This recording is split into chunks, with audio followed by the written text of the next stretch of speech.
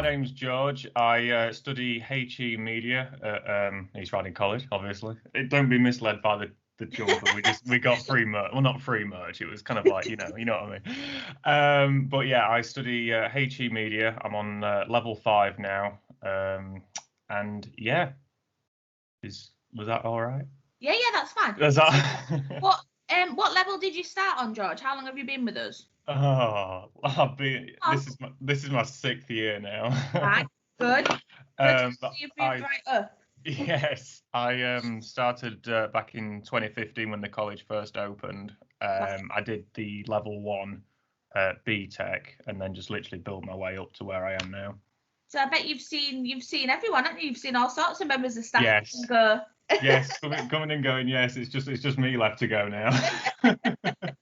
So obviously, these podcasts we've touched on sort of loads of different topics, but I just wanted to get sort of an actual young person on, to talk about sort of how you found like the last year, because I've talked to loads of people about like what young people can do and what they might be going through, but it's nice obviously to get it from your perspective. So how have you found sort of the last year, with college and personally? Obviously it's affected everybody personally as well as work and college and things like that. So do you just want to give us a little bit about how you found it?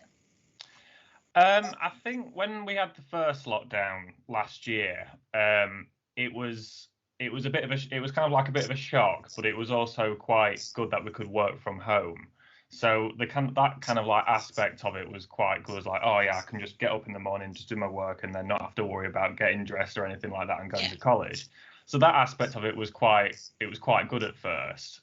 But then as it got on to like where we are now, people have they've hit the second hurdle, if you like, and it's just like it wasn't as good as they thought, because people are not getting like a regular pattern, like sleep pattern or anything like that. So it kind of just messes with your head. And the way that we all function now, or me especially, just it isn't the same.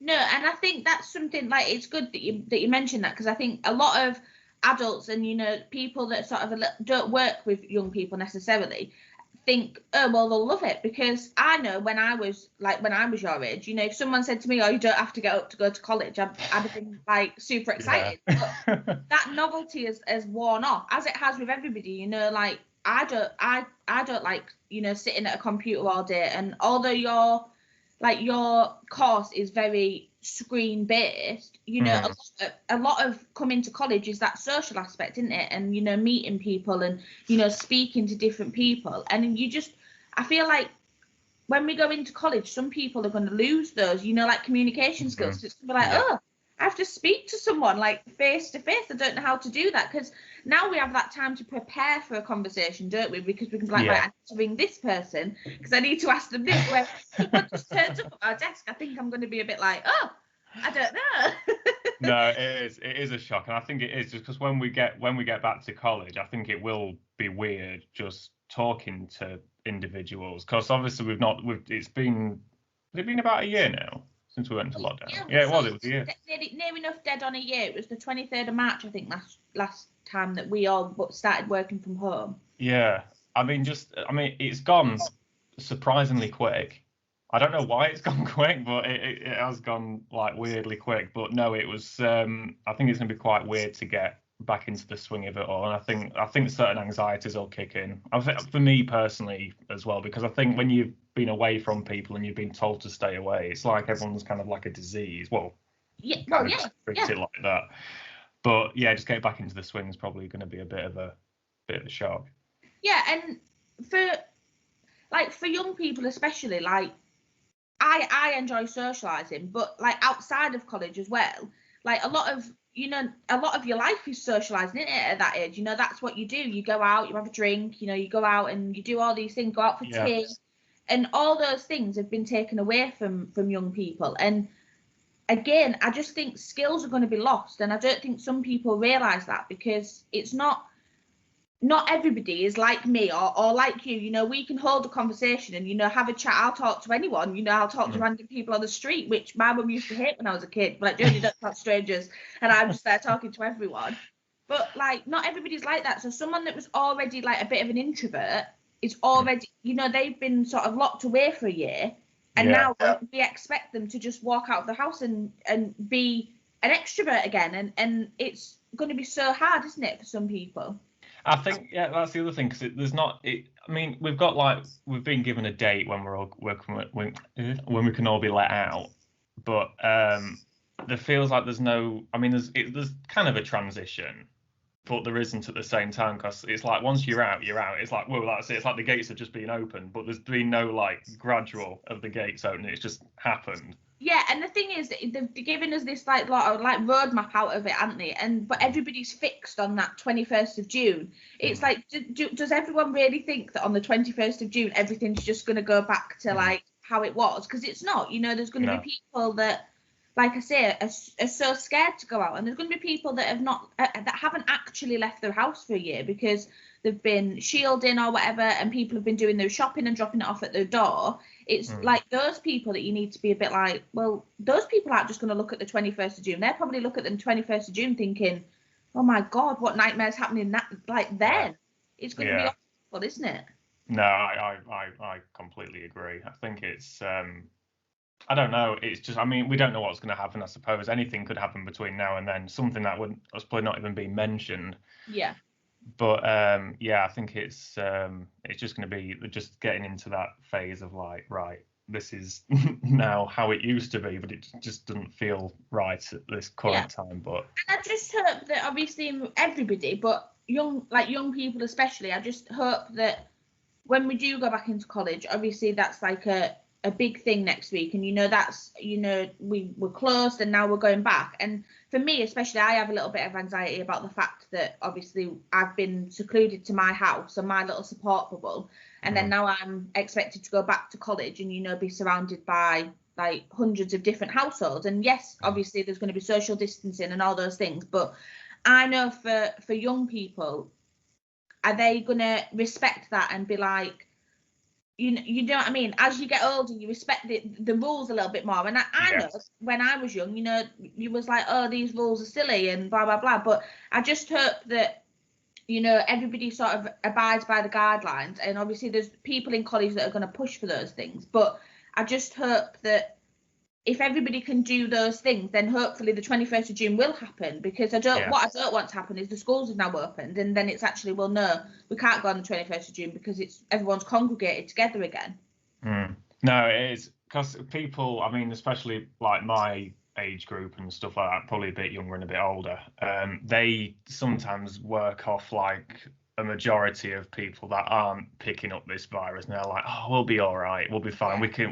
Or those that have had the jab, the older generation, they sometimes think they can just mix together, but obviously they can't. But because they feel like they're either invincible or not, or just because they've had the jab, they just sometimes feel like, yeah, we'll be all right, it don't matter. But it does matter. You've got to, like you say, abide by all the rules no matter what age you are. So what sort of things have you been doing to keep busy and like motivated during the different lockdowns? I know you did us that little video in regards to your 3 top tips, which was very much appreciated.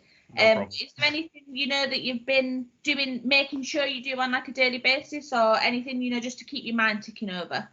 Walking the dog. It's only minor, but literally just getting out and just having a break from my computer, because I am at my computer most of the time. So it's like you get this whole like, oh, your eyes are going to go square theory and everything. And you do get headaches and stuff like that, and it's not healthy. I try to move around at times, but like I say, I am at my desk quite a lot, so it's not the best. But yeah, walking the dog is definitely the one thing that does keep me like just something like kind of sane in a way.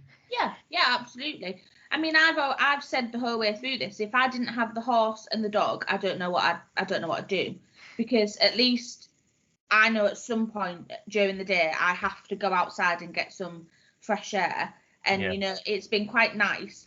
And this is like so silly to say, but it's been so nice to be like, oh, well, actually I might go out at 10 o'clock in the morning today and walk my dog instead of like at the end of the day, because I'm able to do that. So it's like, it's just changing your day up a little bit in it as much as you can, because you can't change it as much as you'd want to, obviously. No, I just absolutely. think, just that little change hopefully makes someone feel like a little bit better. And like you say, getting outside is such a big thing. And I mean, I never sort of understood it when people said it until now. It was like, because I was always outside anyway. I was always, doing things with a horse or whatever. So when people were like, "Oh, get outside, it makes you feel better," I was like, well, actually, it makes me feel cold. But like, yeah. But Yeah, now I'm just like, oh, I need to get outside, because you just feel, even if it's just a 10-minute walk around the block, isn't it? You just feel so much better coming back, and then you can sit back down and do, your work again. How are you feeling personally about going back into college? Are you excited, or are you a bit nervous about going back in? I'm quite what's the word? Apprehensive? That's it, yeah, apprehensive, yeah. Because obviously we want some kind of like normality. I mean, for us individually as media students, we do actually have the choice whether we need to go in or not. Right. But if it's going to be like practical based and group work and stuff like that, then we will be going in, because I think that is going to be the case in the next couple of weeks. But for the next 2 weeks, we're going to be staying at home and doing the work from home. Okay. But yeah, it's definitely different. It's going to be I don't know how I'm going to answer that now. I forgot what I just said now. Like everybody, everyone's going to be apprehensive about it, and I know that not just students but staff have got into that habit now of, we work from home and we talk over the computer. And I know from my job, from the people that I speak to, that I have to almost remind myself that not everybody is like I am, that wants to, because like I've said before, some people who were quite extrovert and quite chatty have actually been sort of programmed to be, oh no, I don't need to do that anymore. And like you said, it's that thing in the media and all those things that we've been like brainwashed to think that speaking to people and being with people, it's like people are diseased and get away from me. Stay away from me. So it's gonna take a long time, and I don't think it's even gonna take the next couple of weeks, George. I think students that come in September, I think we're going to have those that are going to struggle with coming back, and hopefully that's where the help crew, obviously I know you're part of the help crew, that's where we can utilize the help crew to make sort of buddy up with some new people to make them feel at ease, because it's going to be something that's going to be with us for the rest of our lives. We're not going to forget it. Yeah, it is. It's just going to be strange for some people. Probably not so, because they'll be like, just get straight back into it. But then others will be like, wait, this don't feel right. There's something not quite right. Yeah, if you, as those people that older people that have sort of lived on their own, that have spoke to people through windows or whatever, when someone actually comes back in their house, they're probably going to be really like, oh, like, what's going on here?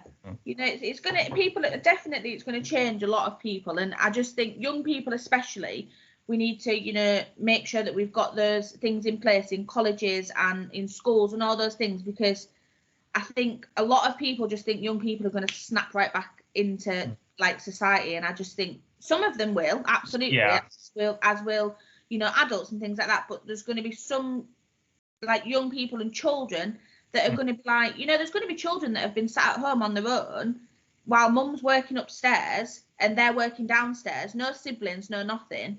And then you're going to throw them back into a classroom next week and just expect them to be okay. Go back to normal. No, it's true. Yeah. It is absolutely true. And I think children sometimes get like overlooked on stuff like that sometimes, because they don't always get like, I mean, what's the old saying? Children are seen and not heard. And so I've always hated that. It happens when you're younger sometimes, but I feel like because children worry as well, and younger adults as well.